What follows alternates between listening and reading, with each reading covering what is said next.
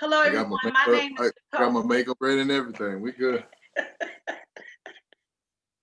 Hello, everyone. My name is Nicole Conway with Nicole Conway Speaks. And today I have Sean Gooden on here with me discussing his mental health journey. Just to let you know that neither of us are medical experts, but we both have lived experiences. So we wanted to talk with Sean today about this because not only is Sean a entrepreneur and he has these amazing cookies, you guys, we'll talk about that later, and he has this book out. So we want to talk to Sean a little bit about what's been going on with him. So his book is called No More Floating Boats. And I have read it. It's amazing. You see he's showing his merchandise off. You guys got to get a copy of this book. But first of all, we want to know, who is Sean? Where are you from? Give us a little information about who you are. Okay. Sean Gooden, Senior. Born and raised in East Austin, Texas. Mighty, mighty East Side. And that says it all. That says it all. That Okay, says so it all. I mean, I can expand, but that says it all. okay, well that's enough for now, but we're gonna talk about a little bit more. So what kind of business that what kind of business is this that you have with these cookies that I was talking about? Well, so I was blessed to have brought to me the idea of starting a cookie company, which I call Good and Sweet Cookies. And I can tell you, if you haven't had these cookies, you may not have lived your best life yet. Listen, Uh, I you agree. know, I'm just saying, the funny thing is, this is my, everybody's trying to discover what their superpower is these days. So, I came across the understanding long ago that this was my superpower, and that is baking really, really good cookies, like phenomenal. And we make them with all natural ingredients, real butter, premium chocolate, and the freshest nuts and fruits available. And they're also available in gluten-free and CBD. We have 18 flavors. Oh, you picked up quite a few flavors since we tried them. Most definitely. I mean, look, now you got to keep moving. You know what I'm saying? I I agree. think and I've always heard that the true mark of an entrepreneur is that, if you come back to them a year later, they're not just doing what they were doing when you saw them last, but they've expanded on that. That's right. That's right. So, what made you start this cookie business? Was this something inspired by your mom? Was it her recipe? What brought all this about? That's a really good question. So it ties, the answer to that question is going to tie together everything that we're going to talk about today, including the book, and including my martial arts journey. But I started the cookie company in honor of my late older brother, Anthony Gooden, who passed away at the age of 39 in 2008. Mm-hmm. And he was a newlywed of just under a year. He was a martial artist as well and died from a sparring accident. And, outside of the grief, I wanted to do something that was a tribute to my brother, that was a fitting tribute to my brother. And, to make that make a little more sense, he was, we called him Fernando the Bull or Ferdinand the Bull, where, if you know the story, like the bull is just this big, big,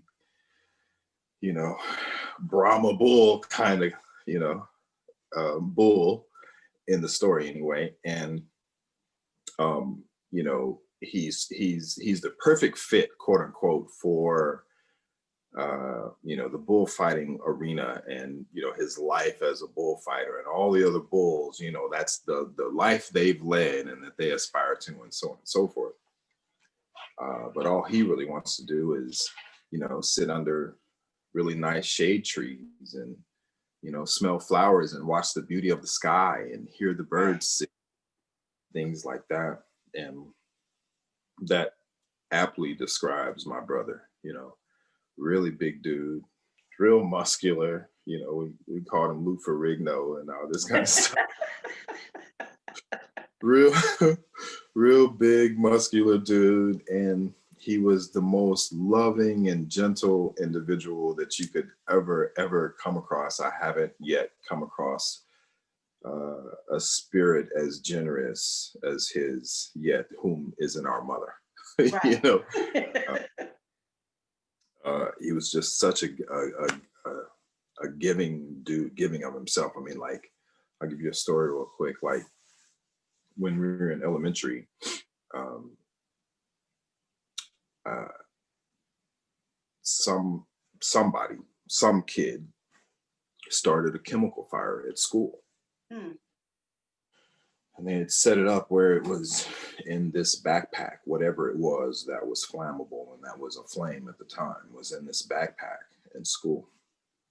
And my brother, he always saw himself as a defender of the people. Like he, if he could have had like a cape on and everything, he would have been with a cape and superhero and all this, but people would have frowned on that. So he didn't really do that, but he still felt like a superhero. So when situations like this would happen, he felt an obligation, like it wasn't even a second thought that he must act. And, he wanted to be a first responder. And Okay. so, at this particular time, this fire is going on, and he goes over to try to put it out by throwing his backpack on top of the fire that was happening in the backpack on the ground, and it exploded. Oh, wow. And it, he got third-degree burns and, mostly over his hand and arm, I'm saying, where he was shielding himself. Mm-hmm. And he had to have skin grafts in order to correct the damage that the burns caused. And, that was like a typical day, for my brother. He was So he's just, a superhero. he was a superhero. He was straight up a superhero, and his whole thing was love and,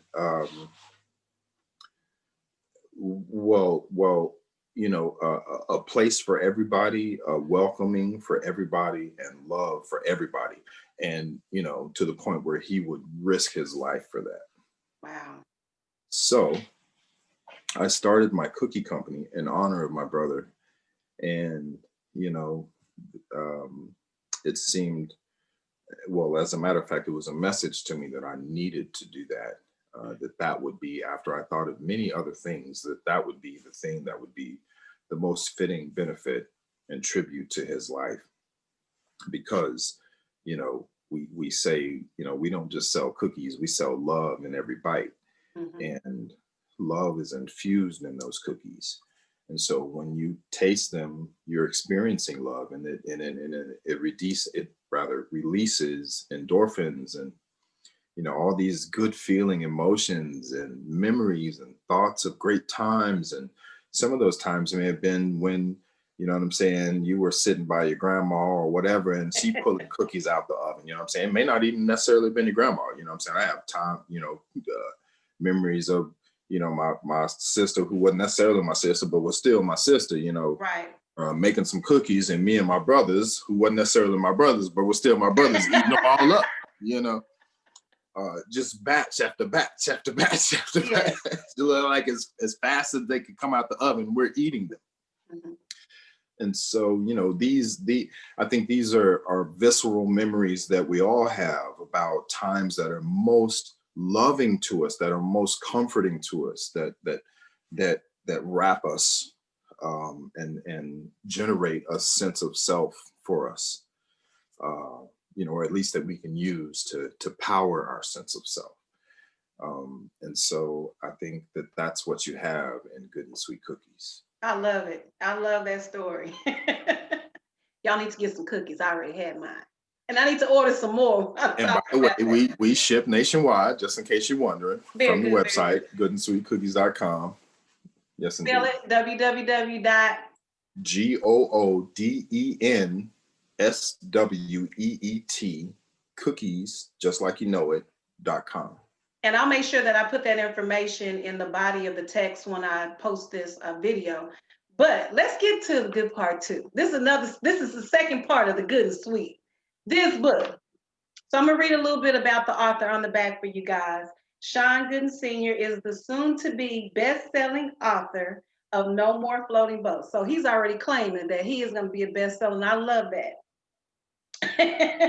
A book dedicated to helping anyone reading it to find their path forward and move their ship, especially through the storms. Pain hurts. Pain hurts. It can also bring clarity. It was the pain of the loss of Sean's older brother, Anthony, in 2008 that took him through the worst 10-year period of his life. Usually a positive thinker, Sean lost hope for the future. His journey out of depression and back to a fruitful, fulfilling life came to full circle on a real life cruise that became the metaphor for his book. Read it and find out. Read it and find your own path forward. You guys, you got to get a copy of this book. It's amazing. It is a short read, but it is truly a blessing to the people that are reading it. So, I know you wrote this book because of losing your brother. What brought you to the point of writing it? What was the breaking point, and what happened in the book? What happened in your life to make you want to write this book?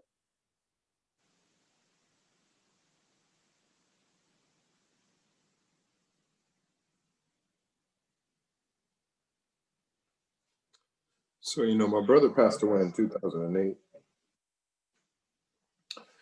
It doesn't get any easier. So, excuse me. It's okay. I didn't expect that, but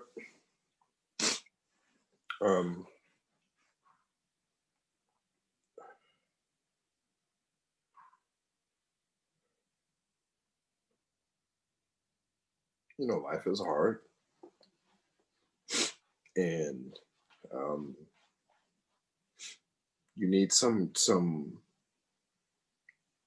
girders to get you through, something you can hold on to, something you can, some kind of beacon that's gonna pull you through. Mm. And I thought it was important that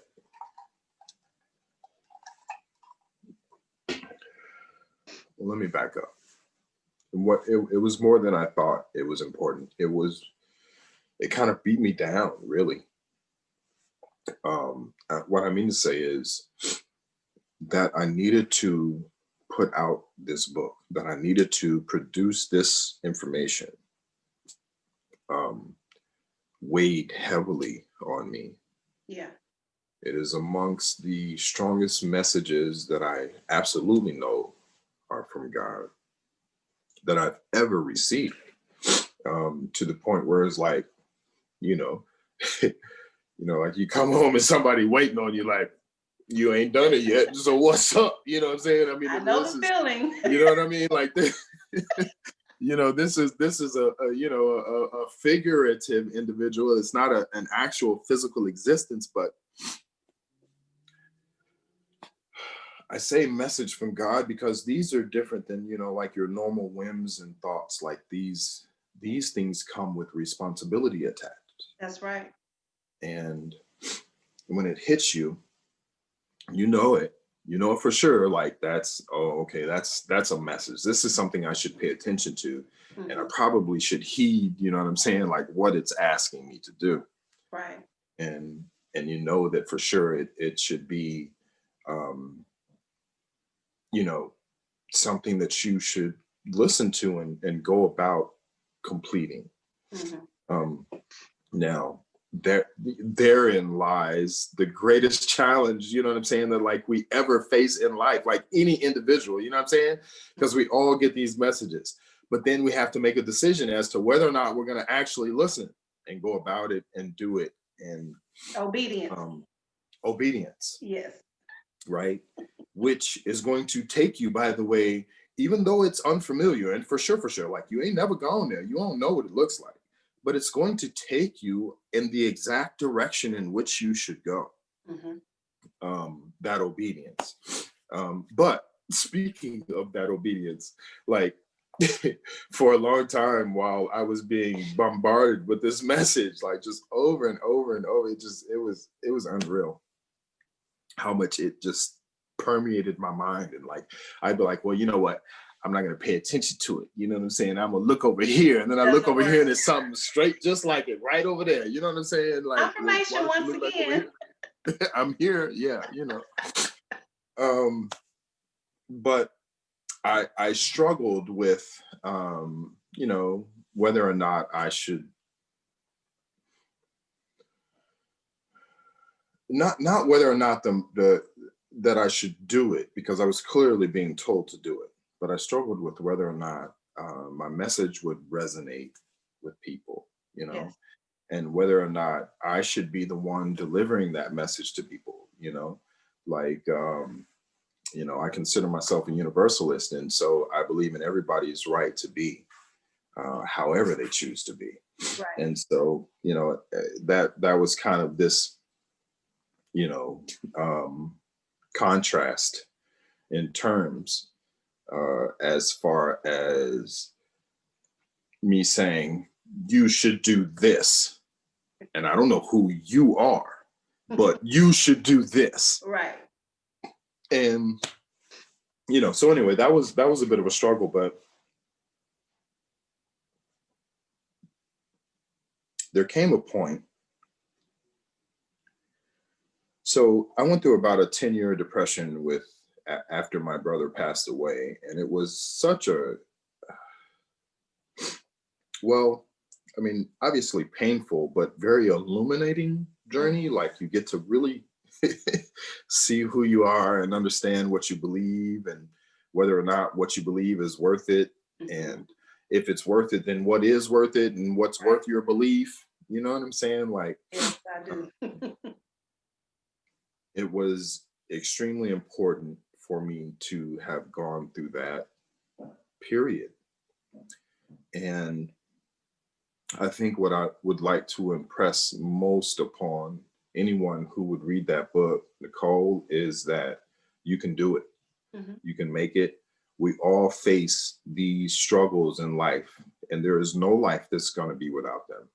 That's I right. can't tell you when or how or by what manner, but I can tell you that you need the tools to bring you from a mental health disparity standpoint, or position, or point in life, to how you get beyond that. And not just how you get beyond that, but how you get beyond that and thrive and strive and move forward to whatever it is that your particular destiny is. Because we all have gifts that we're given, and we all have things that we can do to contribute to, you know it's always the world in general, but it's your life. You know what I'm saying? It's like your life and your family's lives, you know what I'm saying? And the people that you love, you know what I'm saying? And that's the world. You know what I'm saying? We don't live in every country and every city at all one time. We live where we are, and we do what we do on a daily basis where we are. Right. And it's important that that each individual has a personal sense of wealth and worth and pertinence, and that not only do you belong, but we need you. you know and I think a lot of times where it can kind of go off the rails is when people lose hope, and they feel like nobody cares about them, and nobody cares about their struggle and what they're going through, and nobody can see them, and they're unperceived, and they're illegitimate by that declaration. You Right. dig? This lack of sense of self and worth is what then leads to everything that transpires afterward, where you start making decisions that are not in your best interest, or are not for your best health. And you start making justifications for why you've made those decisions. And then it's a spiraling circle downward, and it's a terrible set of circumstances, and it can become worse as you continue down that spiral. And I feel like, if anything that I would ever want from that book, is for it to be a tool for people to use to to, you know, armor their ship so they can go through the storm and make it out the other side. Well, I have to say, I salute you not only as a man, but especially a Black man, because I know in our community, we grew up in a community where you don't talk about when there's an issue, you keep that stuff in the house. Everything that happens in the house must stay in it. And the sad thing is that Yo, when that's a rule. Like, you can get an ass whooping for that. you sure will get it. You sure will. And it's but the sad part is that we continue to suppress that, and we kept Yes, pressing it down and sweeping it under the carpet. And then when you keep sweeping it under the carpet, eventually that stuff is gonna blow up in your face, and then no you doubt. don't know what it is. And then you hear from family members, well, let's get you to church and get you prayed over because that's a spirit, and it's not. It's a chemical imbalance. But it is. You are the first Black man that I've had on my channel to talk about this, because Black men don't talk about that. We're just getting to the point where we're able to talk about it more, but to see you talk about it and you put it on paper, I think that's amazing. I think that is going to be an amazing tool to help a lot of other men see that it's okay to talk about it. And it's not that you're crazy, it's something that you've gone through. And a lot of the things that we dealt with as kids, some things we have that are hidden, and we might have even forgotten about it and suppressed them. Something will trigger it and bring it up. So I'm glad that you put this on paper so that you can help other people. Well, I appreciate you acknowledging that aspect of it for sure. You know, unfortunately, you know, for many factors, you know, not the least of which is, you know, our parents' love for us, our mother's love for us, not wanting to go out in the world and be harmed in any way. That's right. That we get these um, supposed armaments, right, to protect us, you know, which are actually harming us later in the game. And that is like, you know, some of it, well, it's all born from the same situation. So, you know, the breakup of the Black family and taking the male out of the role of the man in the family who is working in conjunction with the mother and the female in the family to love and create the family and create the family dynamic. Right. I mean, we can do some history lessons right here, you know, at that term. But the end result of it is what it looks like. And what it looked like for me when I was growing up was a neighborhood full of boys for whom in the home was no father, right? I'm talking about a neighborhood full. Right. And I know, you know, like we could pick my neighborhood up and drop it in just like about anywhere, and you know what I'm saying, in the country.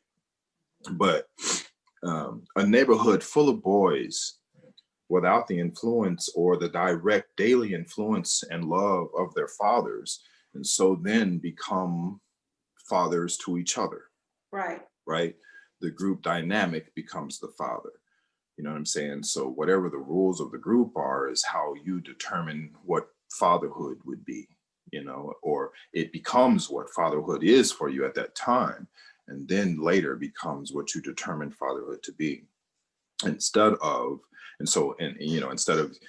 you having a graceful knowledge of how that existence and love should be passed down from one generation to the next, you have this very stilted knowledge of it where you have to do this on the job training a little later on, you know what I'm saying, right, which you should have had growing up in the first place. That's right. And so then it brings about this need for this really fake machismo, you know, from in particular Black males, where we have to be like rah, rah, rah all the damn time. Like we can't, you know what I'm saying? We can't take not 1 minute from this right here. Like we gotta be like, you know, all the time. And so, you know, even any consideration of self-love or what you might need to do to nurture and build, like that's all secondary and behind, because up in front is this, you know what I'm saying? Like we need this, you know? And if you ain't showing that, then you weak, and now we got to attack you because you can't be part of the clan if you ain't doing, you know what I'm saying, what the clan does, you know what I'm saying? And I think that was a dynamic that repeated itself a million times over across many years, which developed that sort of, you know, culture, so to speak, within our culture.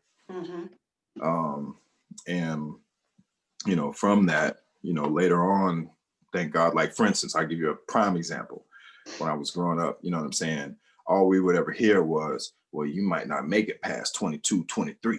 You know what I'm saying? Like, you know what I'm saying? You know, you're going to be lucky if you make it past 25. Wow. Right. And so the mentality that breeds is that, like, what do I have to live for? What should I be planning for? For what reason should I be adhering to some sort of, you know what I'm saying, nutritious, delicious idea for the soul that's going to then transfer to my, you know, next of kin and you know, my seeds and so on and so forth. Like that's just the furthest, because it's all about right here, right now. I got to live my best possible life now, which is absolutely not your best possible life. Right. And I think that's what that stems from. And it then plagues us later on in life. We're blessed to be here now. But then because that was our mental mindset at the time, we are ill prepared for now. Right. In particular, where it concerns our emotional state and our mental health relative to that. So my question is, I know that I give a lot of tips on things that you can do to keep yourself in a healthy space.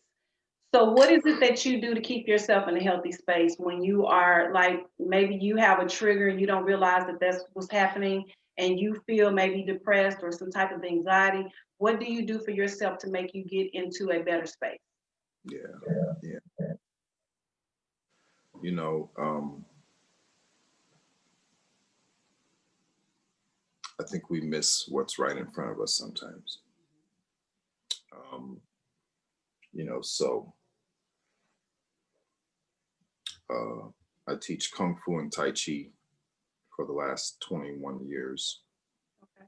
I'm sorry, I've been a student for the last 21 years. I've been teaching for about 17, 18 Gotcha. years. I have my cookie company and Mm-hmm. then this book. And, you know, I think to some people it feels like everything's all over the place, but they don't see the connectivity that's right in front of them. Mm-hmm. And, you know, for that matter, how it relates to, you know, how we deal with self-love. Ask me your question again. So I was asking, what type of things do you do for yourself? Like, if you get into a bad space, what is it that you do to get you back on the right track? Cool. It was like a dope introduction, but I wanted to understand where I was going with it, you know what I'm saying? And it turns out I was right on track. But I think sometimes people miss what's right in front of them and how it relates to everything that's going on. They think these are all some, you know, separate kind of just unconnected, you know, incidences or occurrences in their lives, when really it's all connected. So to answer your question, I think the first thing that you have to do, and speaking of connected, you know, a lot of our ills, like societally in general, but societally within our culture, relate to our lack of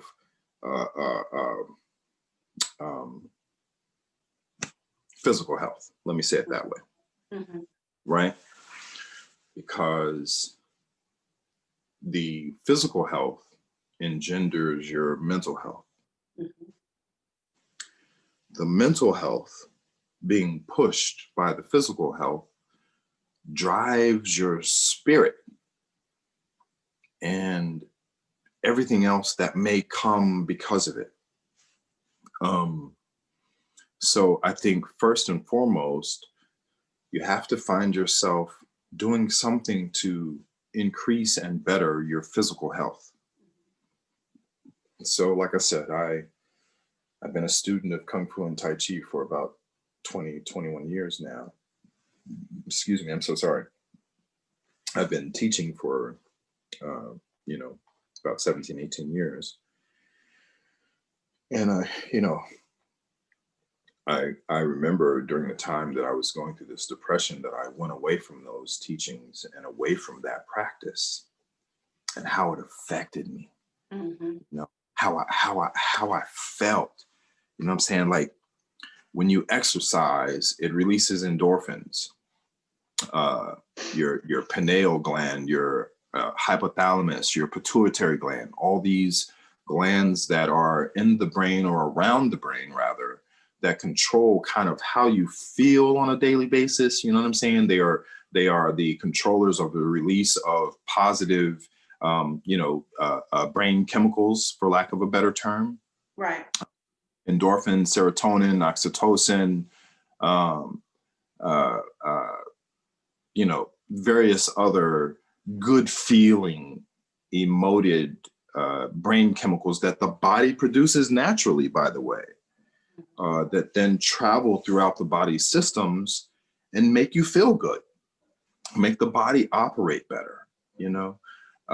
Like these are critical components of how a life is and or should be lived, and how you can enhance your life just from a physical standpoint, because then now that releases stress, that increases blood circulation, it increases the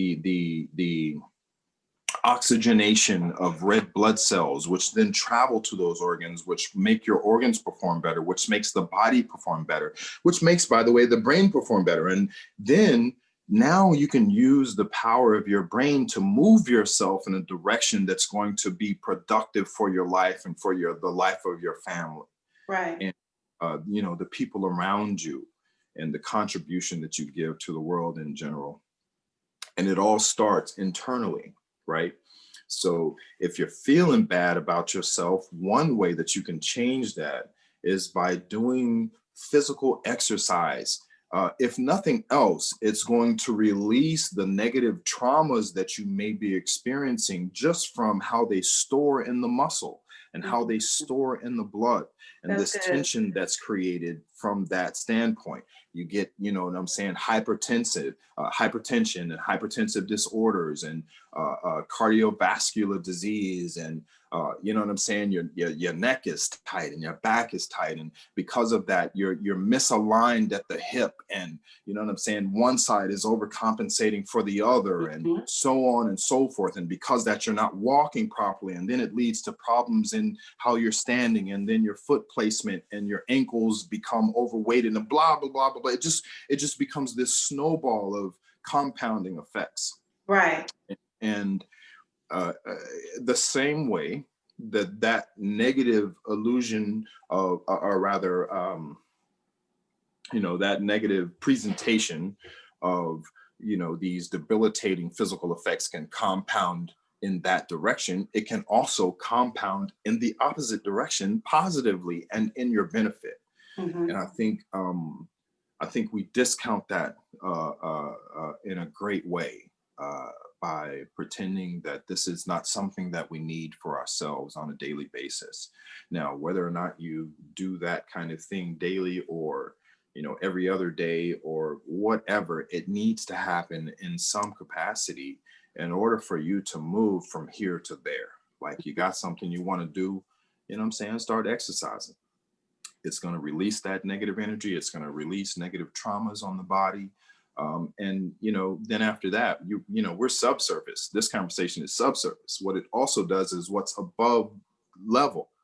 You know what I'm saying? When it starts making those synapses in the brain pop off, and suddenly you're having ideas and creativity, and just like emotional overwhelming that just brings understanding to you that you had been searching for, that seems so clear now but was very fuzzy then, and just it immediately makes sense. and now you can move forward and you have a plan or a purpose and so on and so forth. So just so much develops from that. I have to say, as you were saying that, I want to raise my hand and say, yes, she's me. Because I noticed that my tension is mainly in my shoulders and my lower back. And it was getting better, but then we moved to New York and I was walking every day. And when I stopped walking, I noticed the difference. I noticed how the pain was beginning to start. And now I have problems with my knees, and it's just things that I have to start working on. So yes, you have helped me. And then other thing is, like you with your brother, I lost my mother in April. So a lot of that is compounded, trying to release that. But I do now go to acupuncture and cupping, and that has helped tremendously. And I am going to start looking into Tai Chi because I can't get out as much as I used to because it's so cold. And because I have fibromyalgia, it Yes. just activates all of that cold. So I just have to find different things. So you're exactly right. I truly agree with you with the exercises, because when I was exercising on a regular basis, I was great. I have never had problems with my knees, but my grandmother and my mother had problems with their knees. And when I look back in hindsight and see how that started, I can see some of those patterns picking up for me, but it's up to me to break that. No So question. thank you for that. You just gave me all the confirmation I needed, so I appreciate that, Sensei. So Well, I am so, huh? well, just a little more to the point on that, specific to that pain you're referring to in your knee. Is it in the front of the knee or the back? I feel it on the sides. I have a lot of inflammation, they Sides, like said. meniscus. Probably so. Hmm. Okay. So the one thing that you can definitely do, which is going to help you, is some stretching. Hmm. But in particular, like if you're sitting down and you reach to your toes and pull your toes back, right? That'll release the pressure on the backside tendon, the popliteal tendon behind the knee, behind the patella and the front of the knee. Okay. And even though the pain for you or the issue for you maybe it is occurring on the side, it's going to release the inflammation and pressure, which may also be contributing to that pain. So just pull on your toes and let that stretch occur from the Achilles all the way up to the popliteal tendon behind the knee. And I Okay. think that could be helpful for you. This is a yin yang principle. So if the issue is happening on the yang side, we try to address it from the yin side. Okay. Okay. Well, thank you for that. So I want to know what, for the viewer that is watching, that may be a black male that may be going through and they don't know how they can get out of that cycle. What advice would you give to them to help them out of that space? Um, okay, ask me that again, please. I said for the black male that may be watching, because there's a lot of them that don't like to talk about their situation and they suppress it. And like you said, they go through life saying, I'm strong. Nothing's can penetrate me. But when they get alone, that's when they have to deal with those demons. And I was saying, what is it that you can give? What type of advice would you give them as far as to getting back on the right track? Since you went through this journey, what can you get? What kind of advice can you give them to get in a better space?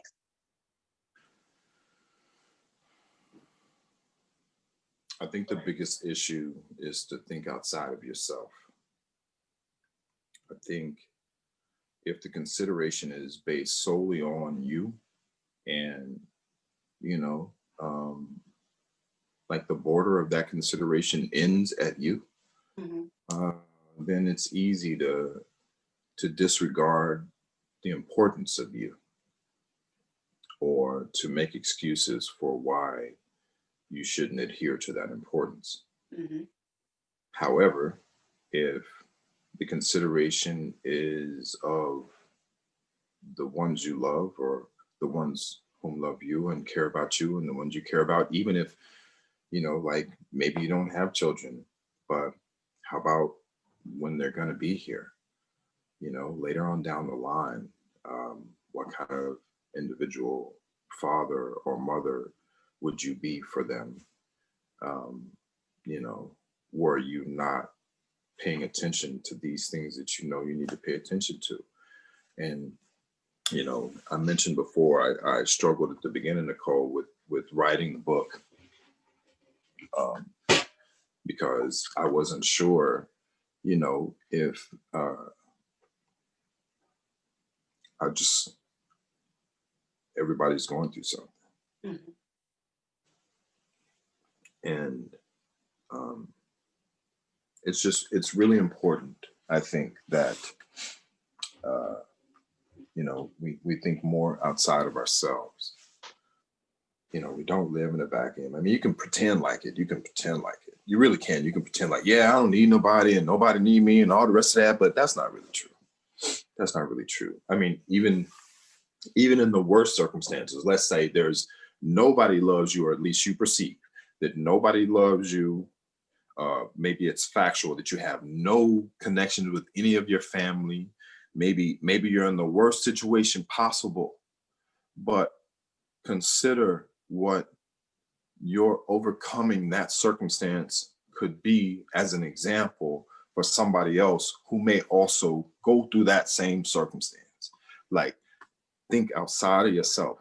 And I promise that'll open up all kinds of energy wells for you to use to move to be the person that you need to be. Because it's so easy to disregard you if you think Right. it's only you and you for you. You're like, yeah, what do I mean? And, you know, that's where it all goes wrong.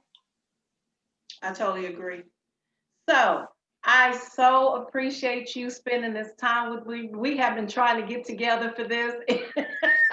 We had a few technical difficulties. I Yes, don't know if it indeed. was on his end or mine, it don't matter, but we made it. And I'm so glad you were able to share your story, your about your book, about the cookies. And I want you to tell the viewers how can they get in touch with you to buy these wonderful cookies, and where can they order your book? Okay, well, you know, I'm glad you asked me, because we were also, Good and Sweet Cookies was also just featured in this month's Edible Austin, Very nice. right? And so, you know, I got to tell you, Nicole, you know, when I was a kid, I always had this fantasy about being a centerfold, and it turns out that I'm a centerfold now. I love it. I love it. so, you know, you can go to edibleaustin.com and get a copy of Edible Austin. And of course, if you're in town in Austin, you can pick it up at HEB, Specs, Whole Foods, Central Market, um, a few other locations, I'm sorry, that are kind of missing me right now. That's okay. But to answer your question specifically, you can order the cookies at goodenSweetCookies.com, GOODENSWEETCOOKIES.com. And then, you know, there's the spelling of the name right there for you. Just like your last name. Just like my last name. And where can we So get your book? the book you can get at nomorefloatingboats.com. So on the website, nomorefloatingboats.com, you can get a signed copy of the book, right? And then as well, you can also get you know, just, you know, the paperback not signed, and the ebook, both of which are on Amazon and are 5-star rated. All right. That's awesome. And when did you put your book out? The book released about 3 weeks ago. Mm-hmm. I'm sorry, let's see. We're at the end of December right now. So Was it November?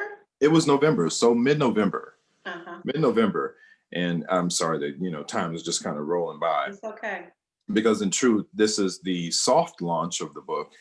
We are currently in the process right now of in production for the full marketing launch of the book, which is going to include various courses relative to the chapters of the book.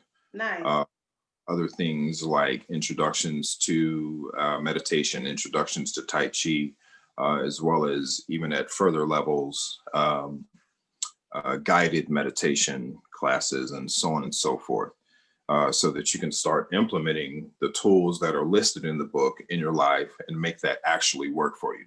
Because it doesn't mean anything if it doesn't make it work. You dig what I'm saying? Like, there's a whole bunch of talk and not enough do. So, I wanted to make sure that whatever was included in the book were real examples of how you can use a tool to prosper and transfer through life. Awesome. Whether you pick up multiple or one, that one, if it's only one that you pick up, that it's going to be impactful and really something that works in your individual life. So I think that was most important about what was included in that book. I'm looking forward to this meditation and stuff. Yes, indeed. So Yes, please indeed. let me know when you get started with that. Absolutely. So just a real quick bit about that. I've been teaching guided meditation classes, which even in the era of COVID, I'm saying, we've done in person now. As it's gotten colder, that becomes a little more difficult because we're not in an indoor space. We're always in an outdoor space, socially distanced and so on and so forth, literally in a park. And so by good climate, that works well. But either way, these are things, in particular, techniques, tools, strategies, in particular, at this very moment in time, where mental health is at such a crisis level because of all the pressures that we're having to deal with, all the grief that we're having to deal with, all the loss that we're having to deal with, all the repositioning of life and how you have to go about it to achieve the same result, kind of thing. These are great impositions on literally everybody in the world at the exact same time. And so, you have statistical numbers which are just now coming out, which will be borne out more in later years, that show divorce rates, domestic violence, suicides, various measures of the negative emotional impacts of COVID, and how it affected even what were already bad situations in a much worse way, coming to the fore. And so I think it's critically important that as that exact occurrence comes to the fore, that right alongside it also comes to the fore methods by which we can handle that shit. I agree. Well, I want to thank you again for spending this time with me, and I hope that this video and the things that Sean has said today help somebody. That was the whole purpose of doing this, and I appreciate your time. And you guys make sure you get that book. This is Nicole with Nicole Conway Speaks, and once again, thank you. If you like this video, make sure that you subscribe. Get Sean's book, No More Floating Boats. Oh, one other thing, just really quick before we go, I have to get a shout out to my teacher for the last 21 years, Dr. Joseph Schaefer, who I've known all that time as Master Joe. Awesome. And he also wrote the foreword for the book. Okay. So I think that's really impactful. He is a PhD in neuroscience from University of Texas at Austin. Wow. I think it's really important that I also mention him and his contribution to this book and to my life. All right, you guys, you heard it from the master over there. Don't forget to take care of yourselves and each other. And until next time, this is Nicole with Nicole Conway Speaks.